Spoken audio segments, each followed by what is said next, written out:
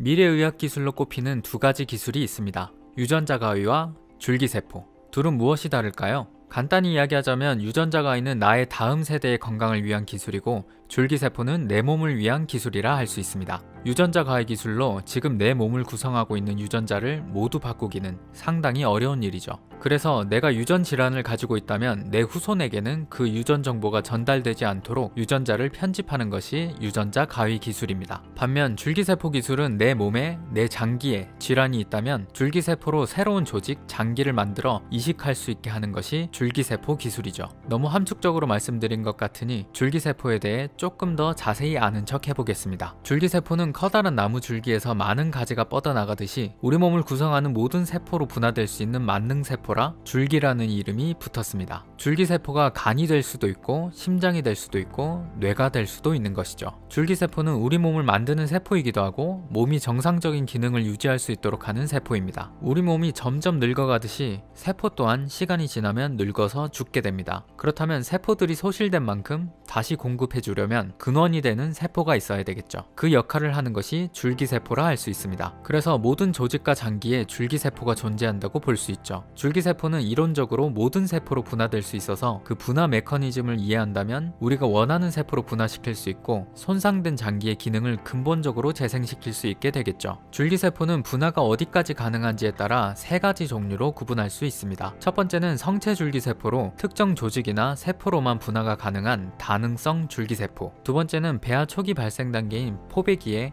속세포덩이에서 유래하여 우리 인체를 구성하는 230여 종의 세포를 모두 만들 수 있는 능력을 가졌지만 완전한 개체는 만들 수 없는 만능성 줄기세포. 세 번째는 수정란에서 포배기 이전까지로 완전한 개체를 포함하여 모든 종류의 세포로 분화가 가능한 전능성 줄기세포. 줄기세포는 인체 내 다양한 조직과 기관의 세포 기능을 재생할 수 있다는 점에서 주목받고 있습니다. 세포나 조직이 손상된 환자의 경우 환자에게서 추출한 줄기세포를 특정 환경에서 분화시키고 증식시켜 환자에게 다시 주입하면 손상된 세포나 조직의 기능을 대체할 수 있게 되는 것이죠. 그리고 모든 종류의 세포로 분화될 수 있는 줄기세포의 전능성은 신약 개발의 속도를 빠르게 할 수 있다는 장점도 있습니다. 신약을 개발할 때 그 약이 우리 신체에 안전한지 독성은 없는지를 검사해야 하는데 우리 인체에 직접 투약해보기에는 부작용에 대한 우려가 있죠. 코로나19 바이러스 백신 치료제 개발 과정을 보며 많이들 알고 계시겠지만 기술이 발전하면서 신약 후보물질을 찾는 데는 시간이 많이 단축되었지만 환자에게 사용하기 위해서는 여러 임상시험을 거쳐야 하기 때문에 신약 개발에 시간이 오래 걸립니다. 하지만 줄기세포 기술이 발전하게 되면 줄기세포를 특정 세포로 분화시킬 수 있게 되고 보다 쉽고 빠르게 신약의 효능을 검증할 수 있게 되겠죠. 한국생명공학연구원에서는 줄기세포를 이용해 신약 개발에 활용할 수 있는 3차원 오가노이드 형태의 간, 장기, 모사체를 개발하기도 했습니다. 그리고 또 한 가지, 줄기세포를 이용해서 바이오 장기를 만들 수 있게 되고 질병으로 인해 재기능을 하지 못하는 장기를 재생시켜 이식할 수 있게 되겠죠. 보통 장기 이식의 경우 아무에게나 장기를 이식받을 수가 없어서 환자에게 적합한 장기를 찾기까지 대기하는 수밖에 없습니다. 내 몸에 적합하지 않은 장기를 이식했을 경우 거부 반응 등 부작용이 일어날 수 있는데 줄기세포를 이용한 바이오 장기는 내 몸에서 얻은 줄기세포를 배양해 만든 장기이기 때문에 인체에 적용성이 좋고 면역적 거부 반응이 적어서 그동안 치료하기 어려웠던 질환들을 치료할 수 있을 것으로 전망하고 있습니다. 이렇게 놀라운 성능을 가졌고 곧 사용할 수 있을 것만 같았던 줄기세포 기술은 왜 이렇게 오랫동안 상용화되지 못했을까요? 그만큼 기술적으로 난이도가 높기 때문이기도 하겠지만 윤리적 이슈가 있다는 것도 그 이유 중 하나입니다. 여전히 답을 찾을 수 없는 질문, 어느 단계에서부터 생명체로 볼 것인가에 대한 합의점을 찾기가 어렵기 때문이죠. 배아줄기세포가 추출되는 단계가 배반포인데 줄기세포를 얻기 위해서는 배반포를 해체해서 안에 있는 세포를 끄집어내야 합니다. 배반포 단계는 자궁에 착상이 되기 전 단계로 이 단계를 생명체로 볼 것인가, 세포로 볼 것인가에 대한 상반되는 견해가 있는 것이죠. 무엇이 정답이라고 하기 어려운 문제이고 이에 대해 우리가 합의점을 찾아가야 할 것입니다. 또 한 가지 줄기세포 연구가 어려운 이유는 줄기세포를 추출해서 배양해야 하는데 줄기세포가 장기 내에 존재할 때는 그 주변을 둘러싸고 있는 세포들에 의해 특성을 유지하지만 실험실 환경으로 따로 끄집어냈을 경우 주변 환경을 구성하고 있는 세포들이 없는 상태가 되기 때문에 줄기세포가 있는지 없는지 확인하기가 어렵다는 점이 있습니다. 그리고 조직에 적합하게 분화할 수 있도록 제어하는 것도 어렵다는 점이 있습니다. 간 조직으로 분화 분화시키려고 하는데 제어가 제대로 이루어지지 않으면 심장 조직으로 분화될 수도 있는 것이죠. 그리고 원하는 조직으로 배양해서 주입한다고 해도 제 기능을 못하는 경우가 많다는 점이 줄기세포의 연구의 대표적인 어려움이라 할 수 있습니다. 이런 문제점을 해결할 수 있도록 우리나라 대표 연구기관 키스트에서는 실제 우리 몸에서 줄기세포 주변을 이루는 환경과 유사하도록 다양한 세포를 함께 배양하여 줄기세포를 원하는 형태의 세포로 분화시킬 수 있는 세포 공배양 플랫폼을 개발하기도 했습니다. 또 한 가지 방법으로는 이미 체세포로 분화가 완료된 세포의 시계를 거꾸로 되돌려 줄기세포의 성질을 갖도록 만든 유도 만능 줄기세포 또는 역분화 줄기세포를 활용하는 연구가 활발히